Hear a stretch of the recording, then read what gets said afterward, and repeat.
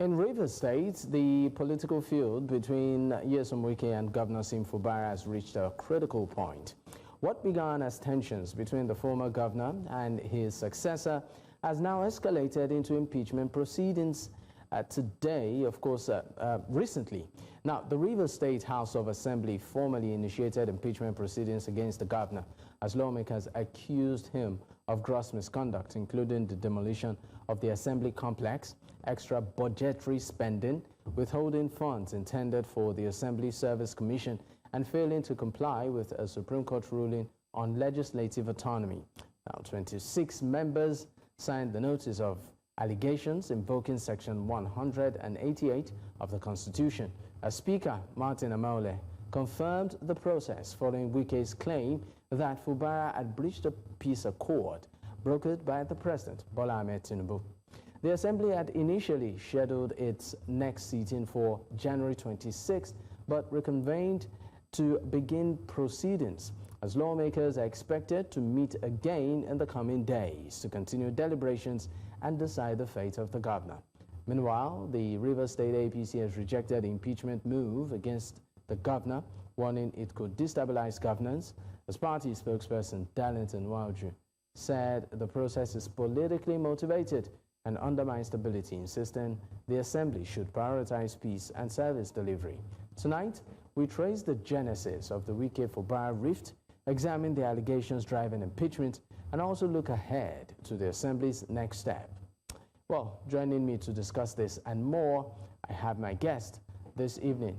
Of course, I have Peter Ameh, National Secretary of the Coalition of United Political Parties. He joins from our Abuja studio. It's great to have you. Good to be here. All right, let me of course, start by asking you, Mr. Peter, with what we are seeing in Rivers State lately, some would even say maybe a replay of what we saw months back. It seems the political tension is back in full gear. For you, sir, how would you describe particularly the influence of the key gladiators in this and the impact of this ahead of its governorship elections? I think for me, what is happening in Rivers State, like I've said, several occasions, is not an happenstance. It is an orchestrated struggle for power. And in that process, Rivers State people are the ones who are suffering. And there are two gladiators, two principal actors, that are practically, brought Rivers State to their knees. Because what they are doing is the fact that they have surrendered the authority to govern Rivers State independently to the president of the Federal Republic of Nigeria. And that is what is causing most of the problem, because they're looking at the primaries of the party that will come before 2027, who is going to control the structure of the party. It is surprising for Wike to see that Fubara has joined the APC. And based on the constitution of the APC, Fubara eventually becomes the party leader of the party in Rivers State. And for the State of Assembly, I think their focus has been too much on budgeting. We know that by the Budgeting Appropriation Act and oversight function is a clerical responsibility, pure responsibility of the State House of Assembly. But we have forgotten that they are also supposed to make laws for the good governance and development of the state. In all, now a lot of Nigerians have come and arrived at the conclusion that all is about the kickbacks that actually happen within the budget presentation and budget execution. And because that has been denied to them, you are seeing the level of anger that is coming from the State House of Assembly. Because it's clear that what Fubara is saying is that the budget that was passed by the National Assembly during the time that Martins Amaewhule was celebrating the suspension of the House of Assembly, openly celebrating the suspension of the elected executive governor of the state, and that budget can still take the activities of the budgetary year for Rivers State. So the basic issue is that Wike wants to continue to have the man he assisted in getting to power at his own tips or at his own control, where he can turn around and then ask to do whatever I need to do, whether to pay salary or not to pay salary, whether to breed or not to breed. But as it is, because of the level of struggle they've had and the level of independence too that the current governor has also enjoyed in trying to interact within the APC fold, it is so going to be very difficult for that to happen. Right. So this crisis, we are going to continue to witness it up to 2027, when primaries will be conducted for political parties across line ahead of the general election. I mean, let's look at the involvement of the State Assembly in all of this too. I mean, they began an impeachment process against the governor, and they detailed some allegations, about 7 of them. I mean, 26 members actually signed the notice of this allegation, invoking Section 188 of the Constitution. As the Speaker of the House did confirm the process. Now, part of it has to do with misuse of funds and also a breach of the Constitution, amongst a list of other offenses, according to them. But looking at the role of the State House, the State House took, I mean, they moved to the ruling APC. The governor has moved to the APC, but we still see a strong influence of the FCT minister, you know, within the workings of the State House. How do you think all of this will pan out? Like I've said, look, the FCT minister wants a governor he can control. And that also affects how our elections are conducted. When political bigwigs believe that they can manipulate electoral processes and that the elections are not transparent, the elections are not done by the people, and they can continue to, you know, openly say that they put somebody in office. That's an indictment in our electoral process. So you cannot have peace as we speak today when you can see people talking about 600 billion in their coffers of the Rivers State government, and there's no discussion of how this money could be used to better the life of the people. Even in Wike's statement, he said because they've had 600 billion, they are coming to collect money. This is an indictment on all of them to see public money as something that will become something that creates misunderstanding within political leaders. What leaders are supposed to be concentrating on is how to be able to see to the benefit and good governance. But what members of the House, please hold on, what the Speaker of the House, what members of the State House are saying is that Mr. Governor actually did breach, you know, the law, committed offense. Maybe we should listen to what the Speaker did say during that impeachment process and then return.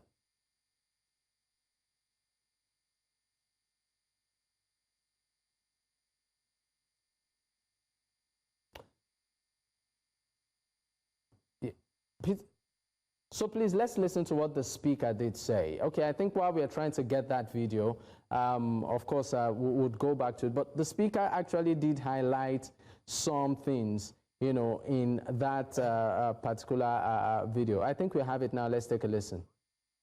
And the governor, it is not FCT minister and the governor. It is the governor and the Constitution. The governor is a threat to our democracy. It is better we all resign and leave the governor and those he wants to use to defraud Rivers people. We cannot continue to allow this to happen. We sit here, elected people, and we cannot follow, we cannot enforce the Constitution. Then why are we here? Why are we sitting here? Why were we elected? For how long are we going to allow this to happen?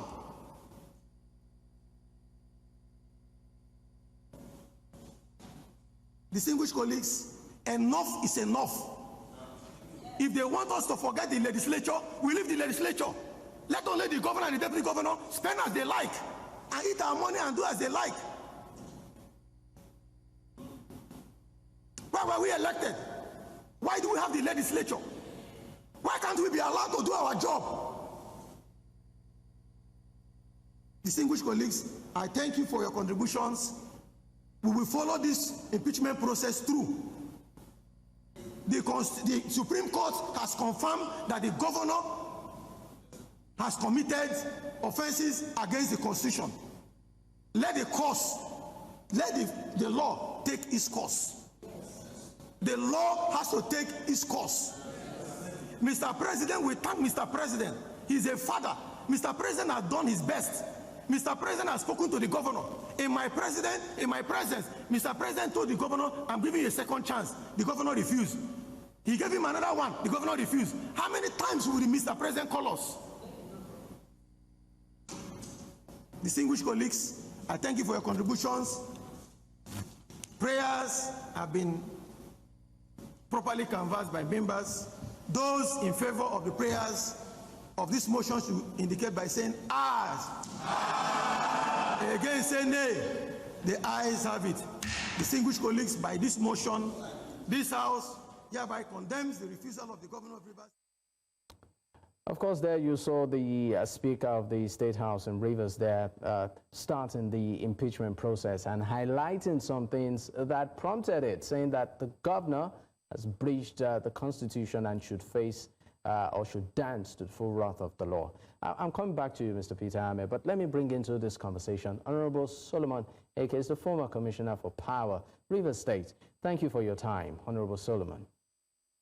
Thank you very much for having me here. All right. I believe you saw that video we just played some seconds back where the Speaker of the House did highlight the offenses of Mr. Governor and said an impeachment process has begun. I'd like your reaction. All right. Thank you very much for the opportunity. I want to state here that everything that the Speaker and those members of Rivers State House of Assembly are doing is just dramatized. It's just drama as far as I'm concerned. And I'm a journalist too, like you. So you always want to hear from all the sides. And I believe that you will not take to one side. You balance whatever you are going to do, you balance it. Because I was disappointed today when I was hearing from one of our very revered journalists from TVC, when he was saying that the governor refused to present the budgets which other states have presented, including Lagos State and all that. I was so disappointed.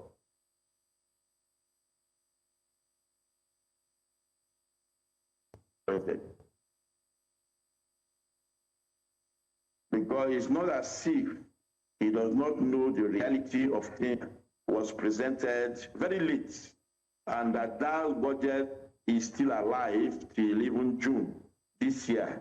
But hearing from the journalist when he was blaming the governor that he's rascal, that he didn't, I was so bitter and so disappointed.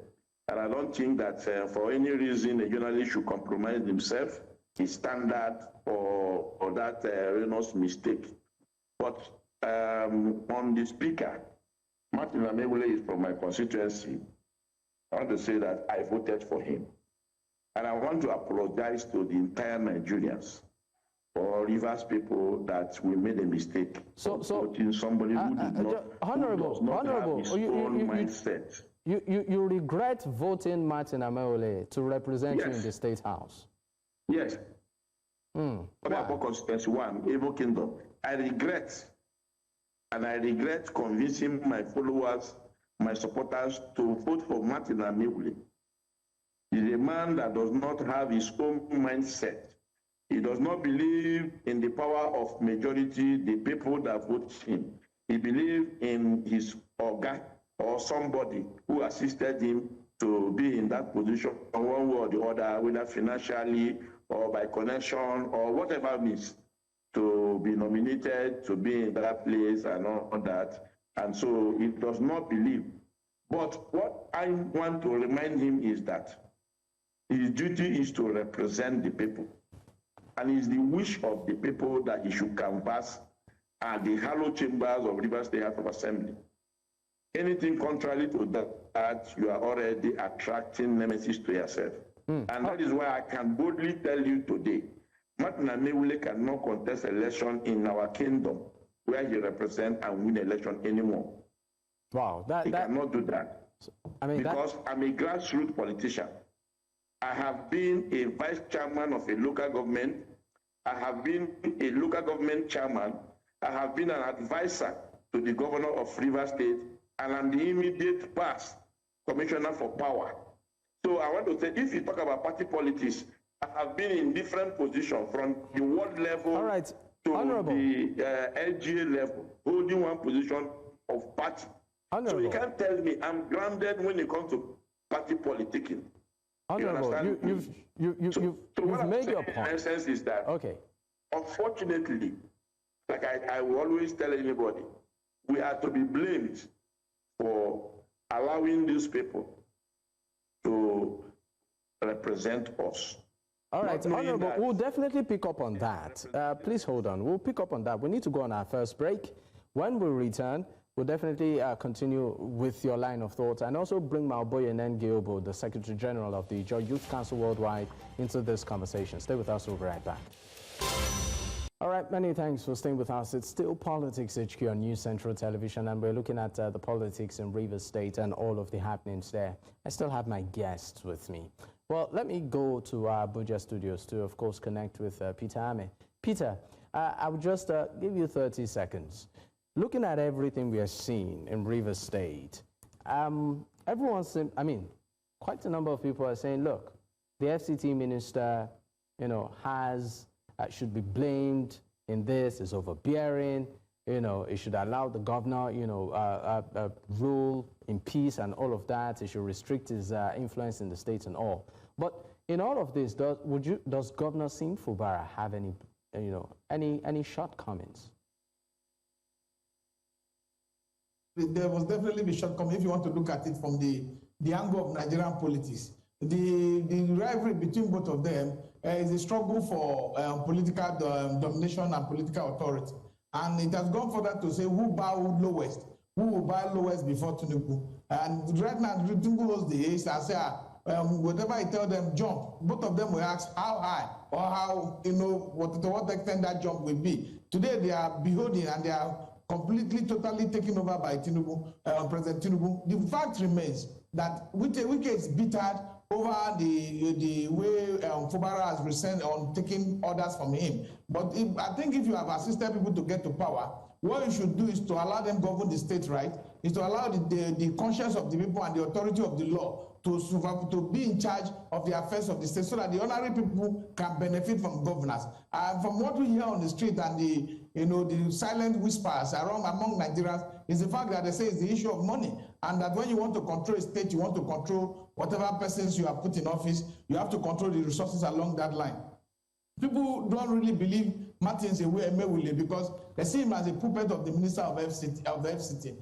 He as the one person who decamped to APC and later say it never decamped. So those distrust and misunderstanding that exist along this line, they made a lot of people to see them that all these are politically orchestrated struggle, and they are slaughtering the interest of the Rivers people on the table of political consideration.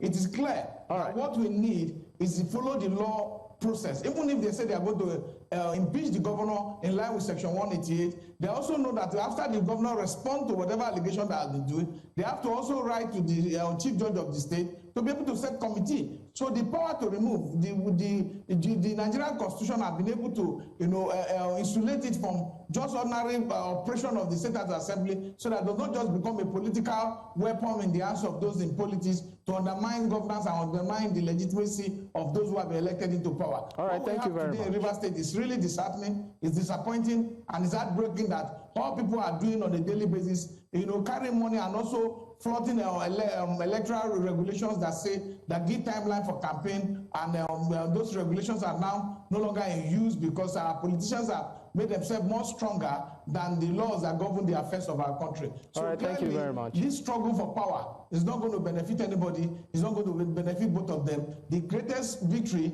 will go to the man who is manipulating the process, who is the President Tinubu, who will be the one. Fubara will be working for him. All right, Wike will be working for him. Mr. Peter, I know you have a lot to say. I know you have a lot to say. Thank you.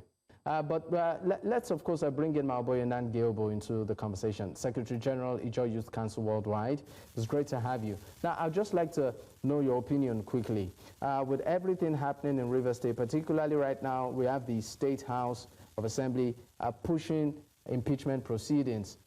For you as a major stakeholder and somebody who is concerned with the affairs, within that state, what do you see as the impact of this on the politics of Rivers State, particularly at the grassroots level?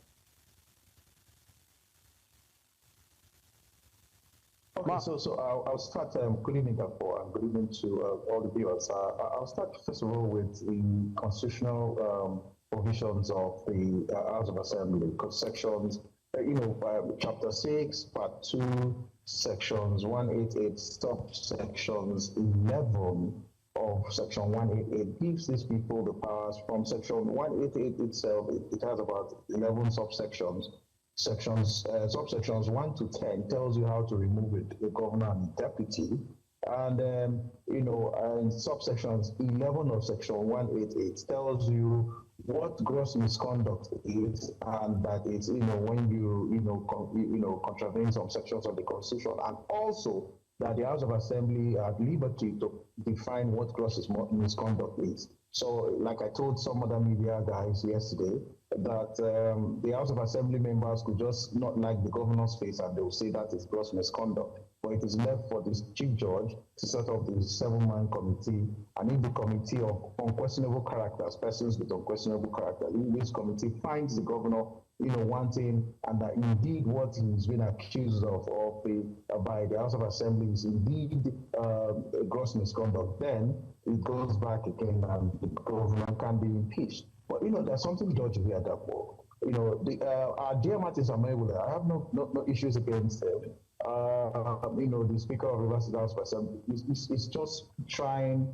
and wants to be governor through the back door. So why do I say so? Why try to impeach the governor and the deputy? Because he wants to be, because if in the event, without conceding, but let's agree that the governor be impeached in this process and the deputy governor is being impeached, then the Speaker of the Rivers House of Assembly takes over for 90 days. And so he wants to be governor for 90 days or 3 months before elections will be conducted. And that is where Rivers people should come all out to resist that. But now, let me say this.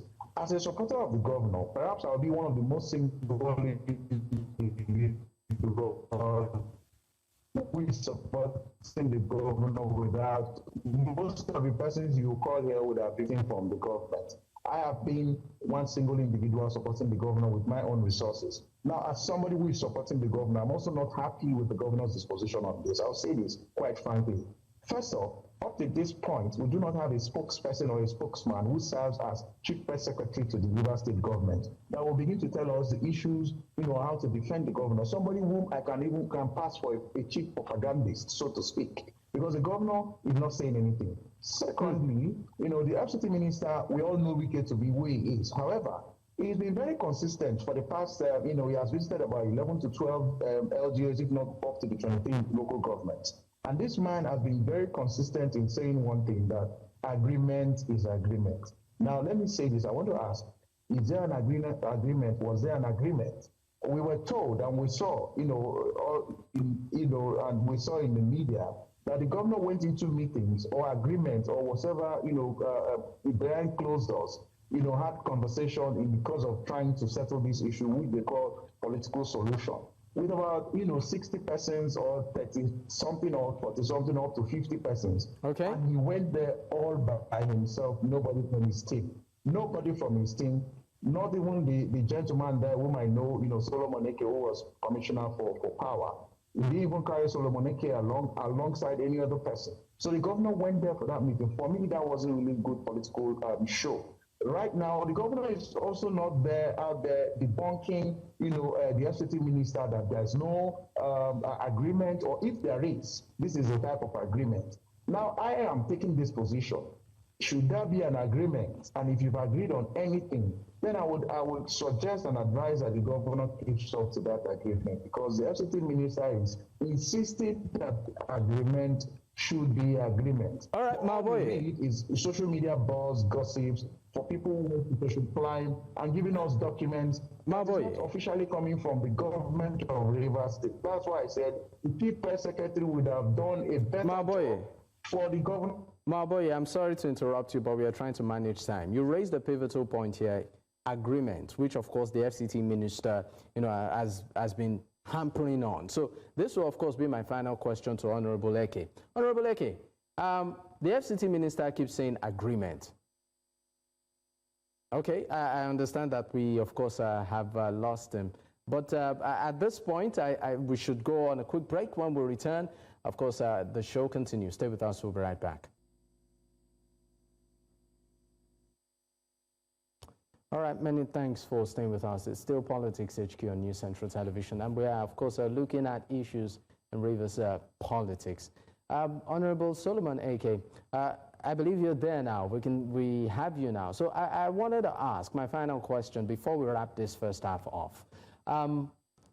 The governor, the FCT minister keeps making reference to an agreement. He keeps talking about structure, an agreement that was signed, and that the governor did not honor that agreement. I'd like you to speak on this. I mean, you are pretty much close to Mr. Governor. What exactly does this agreement contain? In 30 seconds. All right, we seem to be having a bit of audio issues connecting with Honorable Eke. But I think this is the bit we'll be able to take on this first half. Gentlemen, I'd like to say a big thank you for your time on the program this evening. Honorable Solomon Eke, former Commissioner for Power, Rivers State. I'd also like to say a big thank you to you too. Maboye Nange Obo is the Secretary General of the Ijaw Youth Council Worldwide. And also, of course, Peter Ameh, the National Secretary of the Coalition of United Political Parties. Gentlemen, thank you for your time. All right, at this point, we'll go on a quick break. When we return, the show continues. Stay with us. We'll be right back.